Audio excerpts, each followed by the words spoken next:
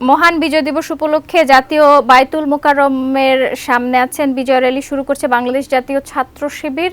সেই র্যালিতে আছেন সহকর্মী স্বপন আহমেদ। আমরা সরাসরি যুক্ত হচ্ছি তার সঙ্গে। স্বপন, আপনি নিশ্চয়ই আমাকে শুনতে পাচ্ছেন? আজকে আসলে র্যালি করছেন এই ইসলামী ছাত্র শিবির। সকাল 9টা থেকে এই র্যালিতে কিন্তু ব্যাপক সংখ্যক ছাত্র শিবিরের যে কর্মী সহ অন্যান্য যে নেতাকর্মী তাদের অংশগ্রহণ আমরা দেখতে পাচ্ছি।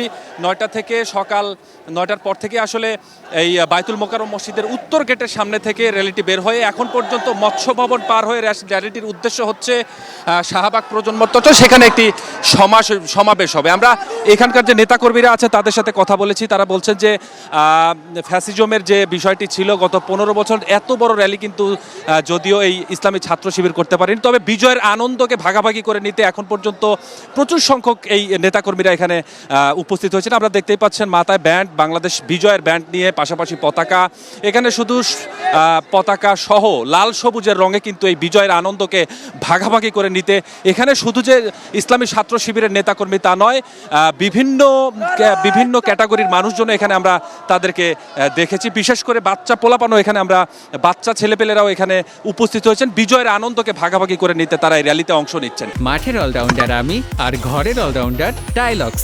টাইলক্স টয়লেট ক্লিনার, ক্লিন মানেই টাইলক্স। র্যালি পরবর্তী সময় তাদের একটি সমাবেশ হবে। এই সমাবেশের পক্ষ থেকে ছাত্র শিবিরের যে নেতাকর্মীরা আছে তারা আমাদেরকে উদ্দেশ্য করে কিছু কথা বলবেন। দেখতেই পাচ্ছেন যে প্রচুর সংখ্যক মানুষ। র্যালিটি আসলে সকাল 9টা থেকে বায়তুল মোকাররমের সামনে থেকে শুরু হয়। এখন পর্যন্ত মৎস্য ভবনের যে মোড়টা রয়েছে সেই মোড় কিন্তু অলরেডি অনেক আগেই পার হয়ে গেছে, তবে মানুষের সংখ্যা কিন্তু এখনও আমরা দেখতেই পাচ্ছি। তো এদিক থেকে নিঃসন্দেহে বলা যায় যে প্রচুর সংখ্যক মানুষ এই বাংলাদেশ ইসলামী ছাত্র শিবিরের এই আজকের বিজয় দিবসের র্যালিতে উপস্থিত হয়েছেন।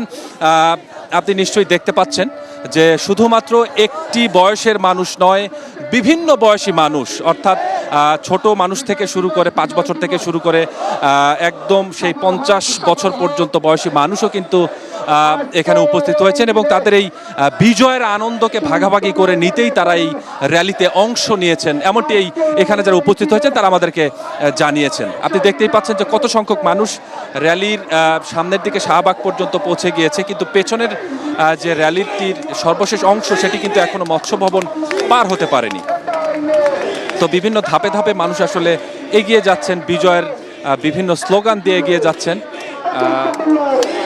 এর আগেও কিন্তু আমরা এই শিবির নেতাকর্মীদের সাথে কথা বলেছি, তারা আমাদেরকে যেটি বলছেন যে ফ্যাসিস্ট হাসিনা সরকার থাকাকালীন সময়ে এই ছাত্র শিবিরের পক্ষ থেকে বেশ জাঁকজমকপূর্ণভাবে এই বিজয়ের র্যালি উদযাপন করার কথা থাকলেও আসলে তাদের দমন নিপীড়নের কারণে এই ছাত্র শিবিরে বিজয়ের আনন্দের সাথে আসলে একাত্মতা ঘোষণা করতে যদিও চেয়েছেন, কিন্তু আসলে তারা পারেননি। তো এখন ফ্যাসিজমের পতন হয়েছে এমনটি এই ইসলামী ছাত্র শিবিরের নেতাকর্মীরা আমাদেরকে জানিয়েছেন যে এখন ফ্যাসিজমের পতন হয়েছে, অতএব বাংলাদেশের সর্বস্তরের মানুষ তাদের এই র্যালিতে অংশগ্রহণ করে বিজয়ের আনন্দকে ভাগাভাগি করে নিচ্ছেন। এই ছিল আমার কাছে বাংলাদেশ ইসলামী ছাত্র শিবিরের র্যালি বিষয়ে সবশেষ অবস্থা।